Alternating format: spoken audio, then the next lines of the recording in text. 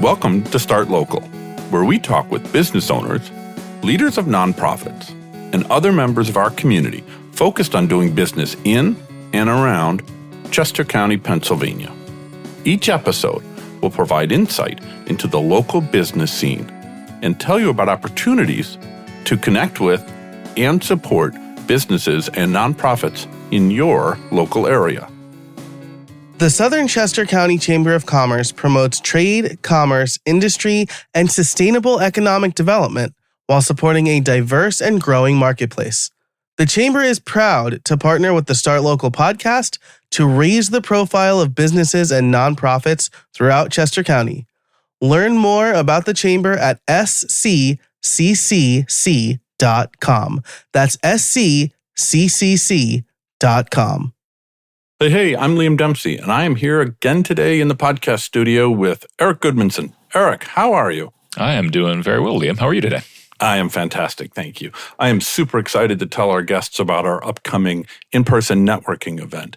We are really excited to be heading to Kennett Square. More specifically, we're going to head down to the Creamery, which is just this amazing old repurposed venue that is just a great mix of old and cool and new and fun and hip.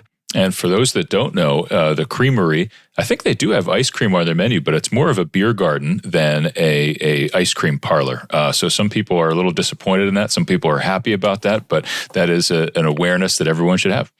Yeah, and that's great. And I should also share that we are doing this very specifically in collaboration with the Southern Chester County Chamber of Commerce. We're super grateful to have them involved with this particular event. So folks, head on over to our website to learn more information about how you can register to attend. Getting to today, I want to welcome Pauline Garcia-Allen. She's the Borough Manager of the Borough of Oxford, and that's Oxford, Pennsylvania, folks. Hello, Pauline. Hello. Pauline, it's very nice to see you in the podcast studio today. Welcome. Yeah, thank you. Thank you for the opportunity. Pauline, we're so grateful that you're here. Thank you, thank you.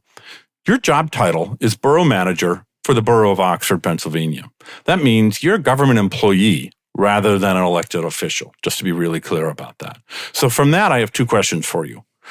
Briefly, what are your duties and responsibilities as Borough Manager? And secondly, who appointed you to that role? How did you get hired? I'm the Chief Executive Officer for the municipality. It is an appointed position, not an elected position. I'm appointed by a governing body, a borough council, which is 7 elected officials, and they reflect the will of the voters. So they are my boss, and they have assigned me with overseeing daily operations as well as long-term planning for the municipality. So I oversee the Public Works Department, administration, codes officials.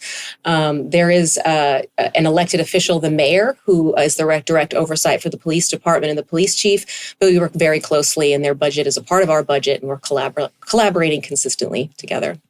Pauline, I lived in Landenberg for many years, which is not too far from Oxford. And so I was really enjoying Oxford First Fridays, and it seemed like the town was really coming back in a vibrant kind of way. Then we had this pandemic lockdown thing. And then there was a terrible fire in the borough back in September of 2023. So those are two big hits for any downtown area. We know that the community of Oxford pulled together to support those most immediately impacted by the fire.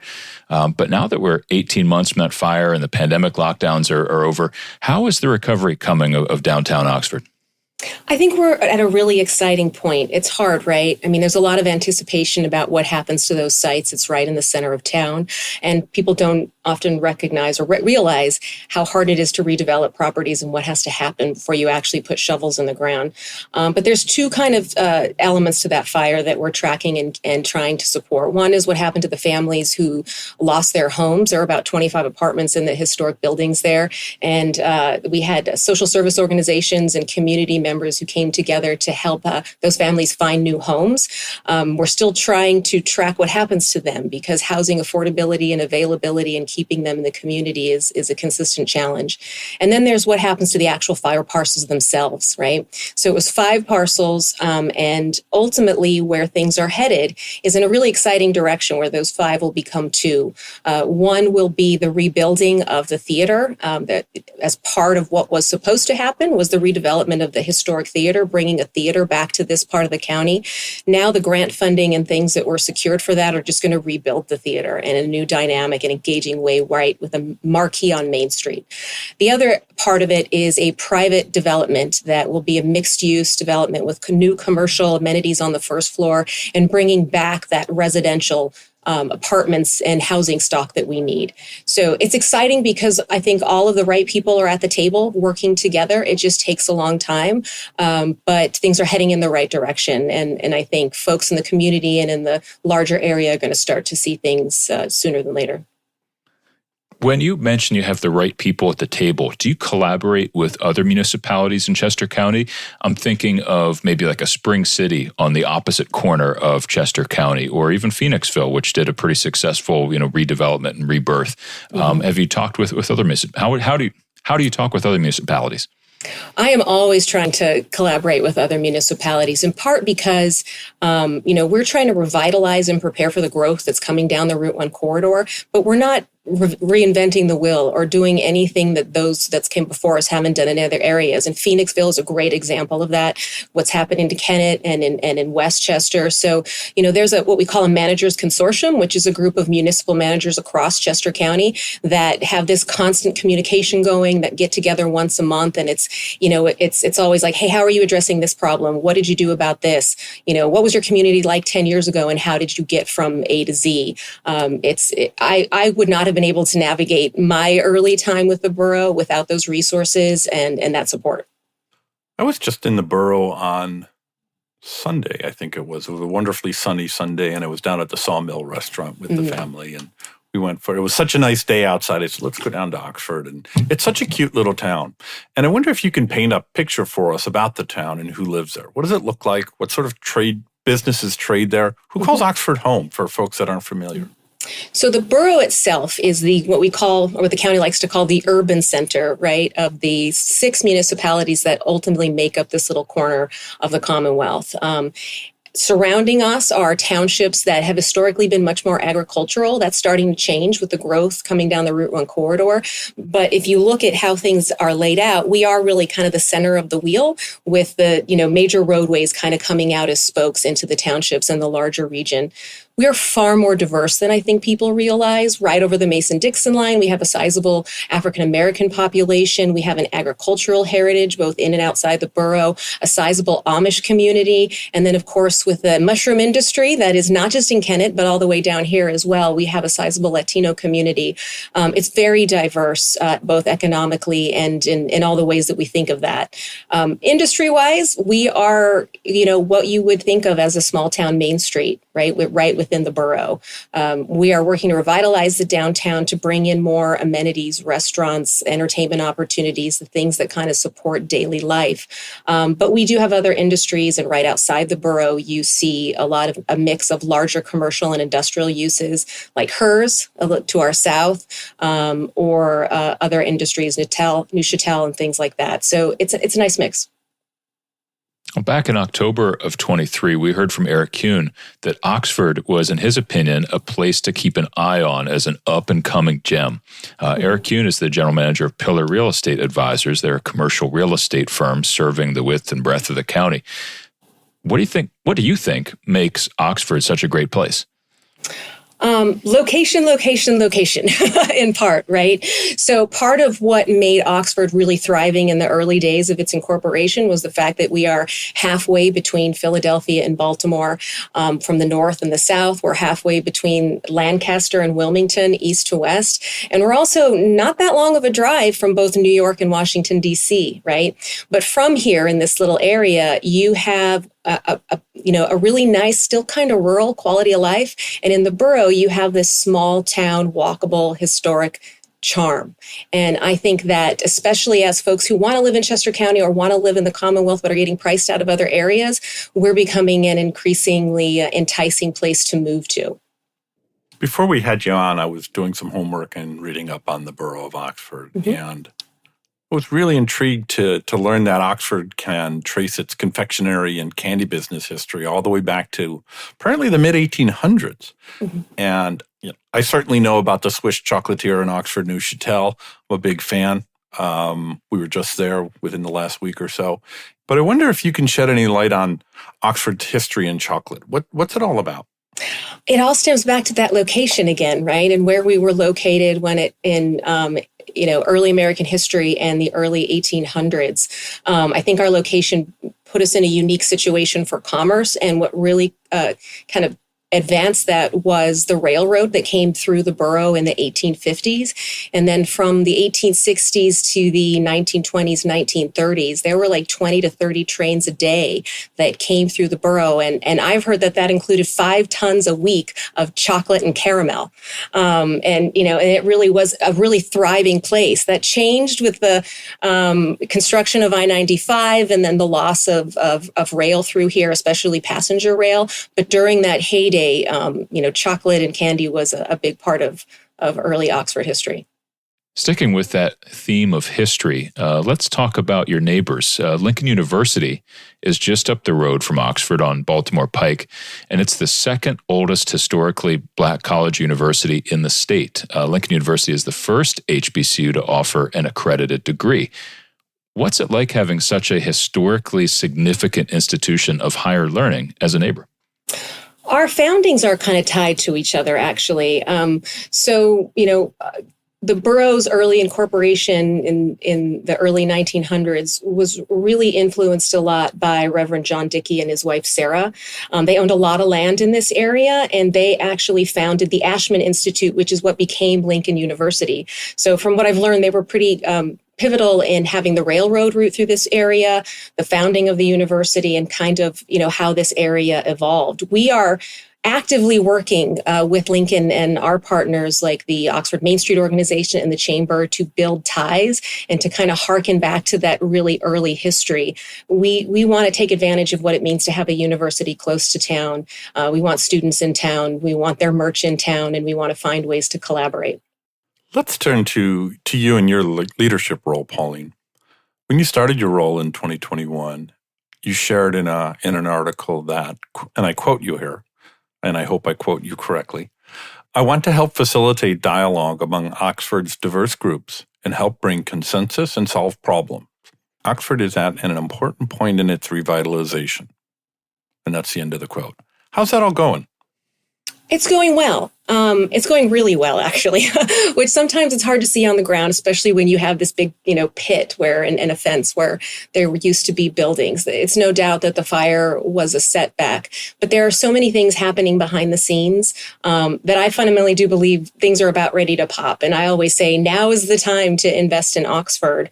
What we have here, I think, is 2 components. There's what the municipality is doing, what I've been keenly focused on to try to prepare for both the challenges and the opportunity that the growth coming down the Route 1 corridor offers us, right? And what do we as a municipality do to be a good partner when it comes to downtown revitalization and investment by updating our ordinances, making sure that we're removing the barriers to investing in the borough. But then there's also what the private property owners and are doing on the ground and the business owners. And they were really the drivers of the revitalization of Oxford in the early 2000s by really sticking with it. A lot of local people who were just very committed to investing in Oxford and running businesses. You mentioned the sawmill. The family who owns the sawmill has invested in a few properties here and really stuck with it and found the right niche when we're an emerging market. It wasn't necessarily that you were going to get a return on that investment, but they loved the community and they were a driver in trying to advance that. And now the municipality is saying, okay,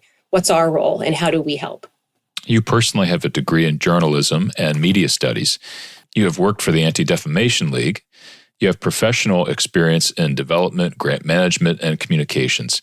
I suspect that all plays a strong role in your role there redeveloping Oxford. How would you say that background influences your current role as the borough manager specifically? I feel like my career's kind of zigzagged in many different ways, but I feel like the through line is community development and economic development. I spend the early part of my career more on the community development side, working on issues around human relations and conflict resolution. And then I went to the economic development side of things, working with municipalities and private developers on how you take underutilized properties or brownfields and repurpose them and make them productive back for the community again. And now I feel like that and working with all those different types of constituencies has, I hope, put me in a unique position to help Oxford through this next phase of its transition. I would dare say that makes you uniquely qualified to help Oxford with that transition. I hope so. You were recently elected to the board of directors of the Southern Chester County Chamber of Commerce. Mm-hmm. Can you share why the borough belongs to the Chamber of Commerce? And another question along the similar lines is, in that new leadership role with the chamber, what value are you hoping to add to the chamber? Mm-hmm. And on behalf of the borough, what value are you hoping to achieve for it? So municipalities, we have a vested interest in what happens in the business community and the local economy, right? Like we need them to be successful to survive for ourselves and for the sustainability of municipal services. And we also want to make sure our residents have the amenities and the services they need to support their daily life. So it is critical that we support our chambers, that we're constantly having a dialogue with our chambers. My specific involvement with the Southern Chester County Chamber is so valuable to me because it helps me get a regional perspective. I toil away day to day with my colleagues here and our partners here in the borough, and it's very easy to get insular and not see what's happening in the larger region in Southern Chester County and in the county as a whole. So it keeps me connected. It helps me see things from a different perspective. And my hope is that I can help, kind of provide what the pressures are and what the concerns are for municipal leaders as we're supporting business and industry and the local economy. I need to understand what, business leaders are facing and what their challenges are, what makes it hard to invest in a local community. And likewise, we'll have a more productive conversation if they kind of understand, well, here's what municipalities just can and can't do, or what we're considering as we're trying to support you. I think it makes a lot of sense for you to stay as plugged in as you are to other municipalities and businesses, in your area, simply to keep Oxford well integrated with the rest of the county, because Oxford is an important part of the county, and the county itself is very important too. I want to ask, though, about the actual residents of the borough, the people that live there every day and they pay taxes in the borough. I'm sure they have complaints, suggestions, new ideas, things like that. And I expect do they go through you, or do they go through your office, or do they go through elected officials? How does that work, and how do you maintain that dialogue with local residents of Oxford? I do talk to residents on a daily basis, but not as much as I would like. And what I always say is I don't run the borough on a day-to-day basis. That is our incredible staff. Like, they're the people who keep the municipality humming and keep services going so that people can get around and do what they need to do. My job is to look at the big picture and help long-term planning so we're sustainable and we're efficient, so that the staff gets the resources and the tools they need to do their job, because I think that's the best thing I can do for the residents. And then I'm also in a unique position where I need to communicate to our elected officials what all of this is like and what the needs are, right? So that they have the context and the information they need to make, informed decisions, sometimes very hard decisions, and how they're going to affect each other, and what in the context of what the needs of the residents are. Usually, by the time kind of a issue gets to me, it's something that is, hey, if somebody wants to talk to the borough manager, they'll talk to the borough manager. I want to talk to them, but I always try to empower the staff to work through things and try to work through things that way. What I find, though, is sometimes people just want to be heard. And the more I hear and listen what people's concerns are, the better it makes me at my job as well. Speaking of letting your team and letting your staff carry on with the day-to-day running and handling all the things that need to be done to make the borough work and be effective, tell us a little bit about the borough as an employer. Mm-hmm. And in a related question, we know that many local employers are struggling to employ local folks, as their respective pay levels make it impossible for those employers to live in Chester County. Does the borough face the same challenge? We do, but I feel like we've been pretty fortunate so far, in the sense that, We have our own full-time police department and, an accredited police department that is really focused on community policing and best practices. And our officers live in this community and live in this area. So, our financial challenges as a municipality makes it hard for us to be competitive, not only with the private sector, but even with other boroughs and other municipalities. So what we find is a lot of our folks are people who just really are committed to this area and love Oxford and Greater Oxford and come here and stay here and want to work with the borough. You mentioned earlier about housing limitations in the county, prompting people to move to Oxford, or at least to consider moving to Oxford.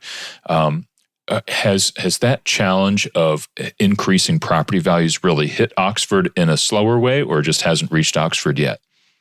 It's definitely reached Oxford, and the fire really underscored the housing crisis for everybody and for us in the regions, particularly because we lost 25 homes that were serving some of our lower income families. And I think what you find around here is a lot of single family homes, and with the growth coming down the Route Corridor, that's shown itself through single family housing developments, right? But what we need more of is all of that inventory that isn't that. It is different housing types, multifamily, twins, apartments, things are more affordable, and things that are affordable at different price ranges. And that's not just in the context of what we think of as affordable housing, but it's what we call that missing middle or workforce housing. So part of what we're working on is what can we do as a municipality to incentivize and make it easier to build that kind of housing here through our zoning and subdivision and land development ordinances, through our parking requirements, our water, those sorts of things. And then how do we try to find a good developer partner and a good parcel to try to make a project happen and try to add more of that inventory to our area? The challenges of housing, the opportunities and hurdles presented by expansion along the Route 1 corridor, and even the post-fire recovery efforts you talked about require a lot of collaboration between key stakeholders in the region. You talked about how you're doing that already, but would you please name a few of the organizations and stakeholders with whom you and your colleagues at the borough are currently collaborating? And I'd also like to know, what issues are you collectively working to address? First and foremost, I would mention the surrounding townships. One of the things that I love about living in Pennsylvania Commonwealth is that there are so many small municipalities, which gives the average resident greater access to their local government, right? But as things grow and change, and it makes it harder sometimes to solve problems because issues of transportation or public safety don't stop at your municipal borders. And, we are keenly focused here on how it is that we try to work together to address some of these challenges. I'm thankful that we have the Oxford Regional Planning Committee that is facilitated through the Chester County Planning Commission, and it is a group of the 6 municipalities that make up our part of the county. We meet every month, we have a regional plan, and there seems to be more of a recognition than ever that our fates are tied together, right? So some of those key issues are definitely public safety and how do we make fire, police, and EMS services sustainable. It's transportation and congestion as we grow and there's development. How do we address those issues? And housing. I mentioned before how we're trying to find a good housing development partner and try to create an environment to make those projects happen. But we're also recognizing that sometimes the best parcel and opportunity isn't within the borough proper. It's right outside in East Nottingham or in Lower Oxford. So I'm very thankful that there's a dialogue there and an openness to think past our own little kind of corner of the Commonwealth and to try to work together. You talked a lot about the different stakeholders involved in making sure that Oxford continues to grow and flourish in ways. And getting back to the borough itself, you have Oxford Main Street, which is a business improvement district. And having worked for a business improvement district in the UK many, many moons ago, I was delighted to see that the Oxford community has embraced that. For folks that aren't familiar with the concept, the business improvement district is kind of a collective, if you will, of businesses and organizations in a set region that come together to kind of tax themselves, if you will, pay a membership fee to provide services above and beyond what, in this case, the Borough of Oxford can provide them, really with an idea toward creating greater value for the businesses and the surrounding community. With that said, from the borough's perspective, Pauline, what does Oxford Main Street bring to your local community? We have a very unique and important relationship with Oxford Main Street. And one thing I try to remind folks is that it is different than our relationship with other social service organizations or other nonprofits working in the community. We're tied together both by ordinance and by contract through the establishment of the Business Improvement District. And what they do is a lot of what I think would be the municipality's responsibility if we didn't have this establishment and unique relationship. OMI started as part of those, early movements, as I mentioned a couple decades ago, led by business leaders and people in the community to try to revitalize the downtown. And through that, OMI is really focused on, initially and probably foremost, placemaking. What makes Oxford's unique? How do we create this sense of community and try to bring people downtown and bring people together? But they're also very much focused on supporting the local businesses that are here and what they need, and then trying to attract new businesses. They're changing in some of the approaches with the times and with the changing marketplace is, but we work together in our own unique ways to try to support what's happening downtown. There's a lot of effort, it sounds like, that's undertaken by your staff. How big is the borough in terms of number of employees? We have about 25 full-time employees. That's broken down through 11 full-time police officers, 5 or 6 part-time. We've got a staff of 6 full-time staff here at Borough Hall that includes code enforcement. We have our own water utility, so the water department, finance and administration.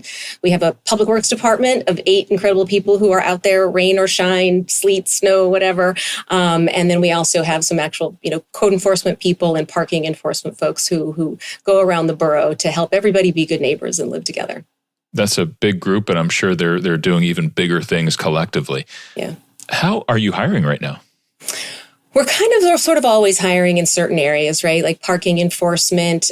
We are looking for new police officers. We just had a civil service test a week ago. There's not a lot of positions we're actively looking for. We actually were hiring last year as we were trying to add more staff to the codes department. We put all that information on our website. We always want to know if there's good talent that is interested in getting involved with public service, especially if they've got an affinity and a love for Oxford. Pauline, I'm going to bring it back to you again as an individual. I read online that you're into 80s and 90s music and that you listen to a lot of podcasts. So the questions are these. What's a go-to song or band for you from the 80s? I'll ask the same of the 90s, a go-to song or a go-to band from the 90s. And then lastly, what podcasts are you binging on these days? What are you listening to? That's a big question. We could have a whole episode just about that, I have a feeling. And it was actually the question I was probably the most nervous about, to be honest. So I'm a Gen Xer, and I love the 80s. I love 80s music. I love all 80s music. My go-to band that kind of, really spoke to me was when I was an angstful teenager was U2, early U2. And I've been a big fan throughout the 80s and 90s and today. 90s, I went to college in the 90s. I wasn't super into like the grunge scene and things like that. But I did love Alice in Chains. There's something about the uniqueness. And if there was a band I wish I had seen live in the 90s, it's Alice in Chains. I'll share for our listeners that I did have a Lane Staley styled beard years ago where you'll grow it long enough and then can braid it. If you're a regular listener to this podcast, you'll hear little nuggets like that from Liam sprinkled all the way through. And I'd love to go back and see some of these pictures of outfits and styles that Liam has described. And maybe someday we'll do that. I don't know. The last part of Liam's question, I wanted to ask you about it too. The podcast, what podcasts are you binging these days?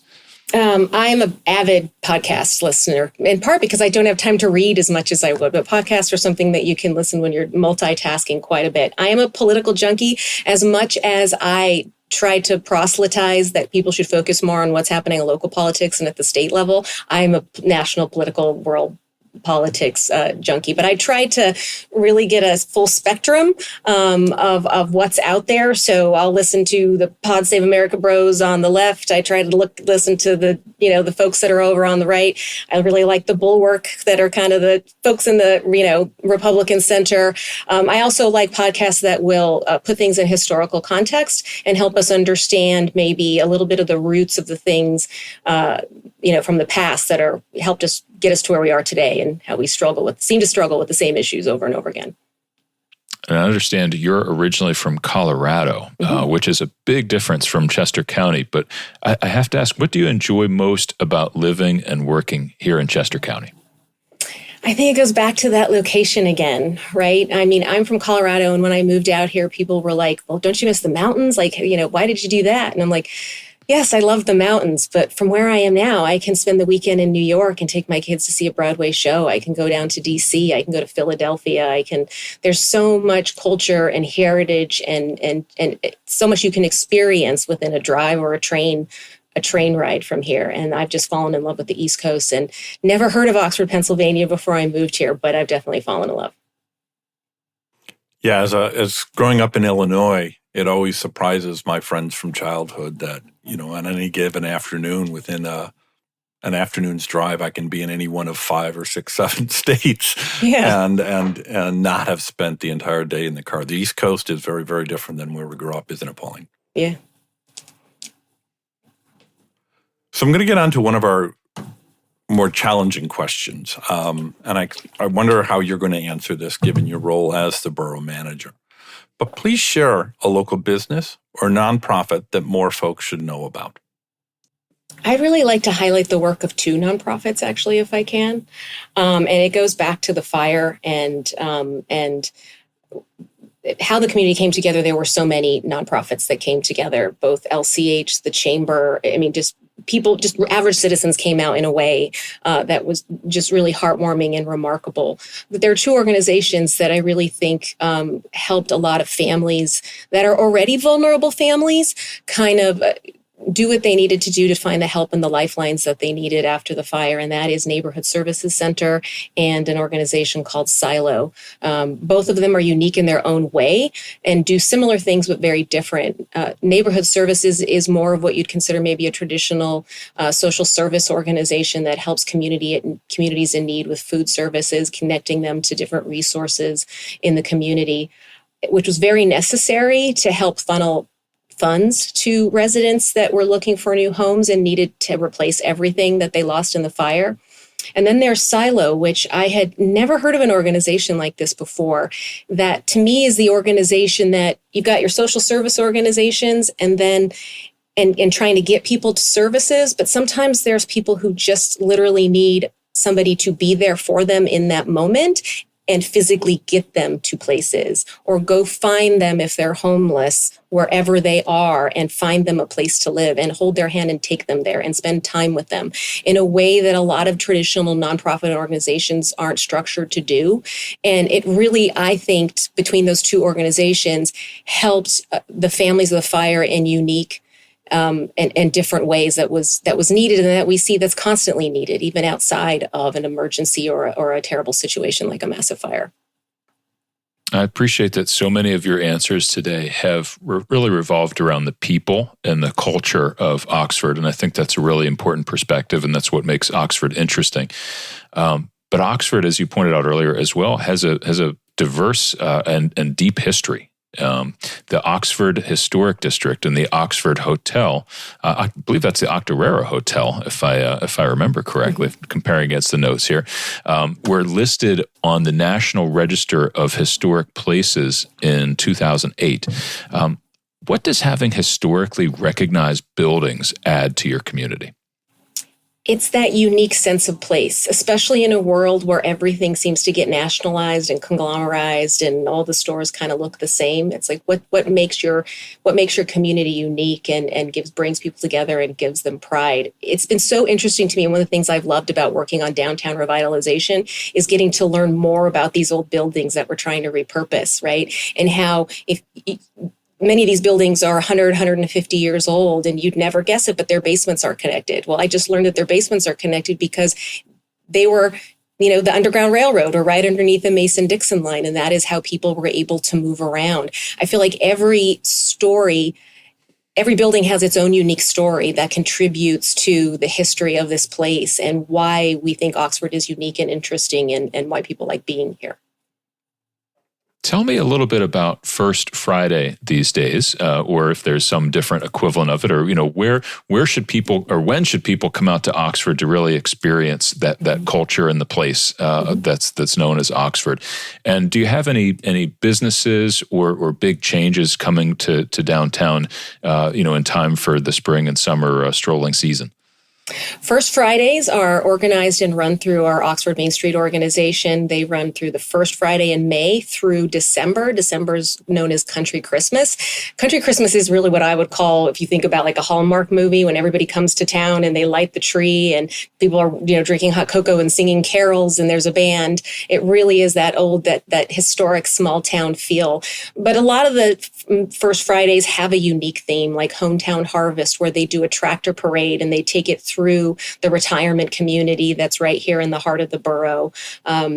Really trying to make unique ways to show Oxford's community pride. And it does not just bring people from the borough together. You get the townships. We even see people coming from Delaware and Maryland to come to First Friday and the different things that OMI is doing. You've talked a lot about how the borough and the different stakeholders are, and even the businesses come together through the improvement district and supporting the recovery after the fire and the like, have given a lot to the community. But how can folks from outside the borough, how can the wider Chester County community support the Borough of Oxford? Come visit Oxford. Come check out what we have to offer, right? I think that's the one of the best things people can do. Learn more about community organizations and the history and try and get involved in whatever way you can. People's time is so spread out and it's hard to really engage in your community, but pay attention, come visit us, go to a restaurant, take a stroll. We have a beautiful outside mural art exhibit that was done through the late David Eldrith, and the Oxford Arts Alliance. And it really brings some dynamic history and beauty to the downtown, which I think people will enjoy. They'll see that we have a lot more to offer, especially, if you don't realize really how far Southern Chester County goes sometimes. Pauline Garcia-Allen, Borough Manager of the Borough of Oxford. Where can listeners connect with you and learn more about Oxford and its community? Sure. Our website is oxfordborough.org. We are trying to be good stewards of social media and everything else and educate the community about what we're doing and how they can get involved. That would probably be the first step. You can always contact me that way as well. I'm always looking for feedback and to make new connections with people. Pauline, thanks for giving up your time today. Really appreciate it. Thanks so much. Mm-hmm. Thank you to my co-host, Liam Dempsey. I'm Eric Goodmanson. The Start Local podcast is published every 2 weeks. We invite you to subscribe to Start Local using your favorite podcast app or ask your smart speaker to play the Start Local podcast. You can also visit the Start Local website at startlocal.co for show notes, including links mentioned on this show and summaries of past episodes. We hope you join us for the next episode. Thank you for listening.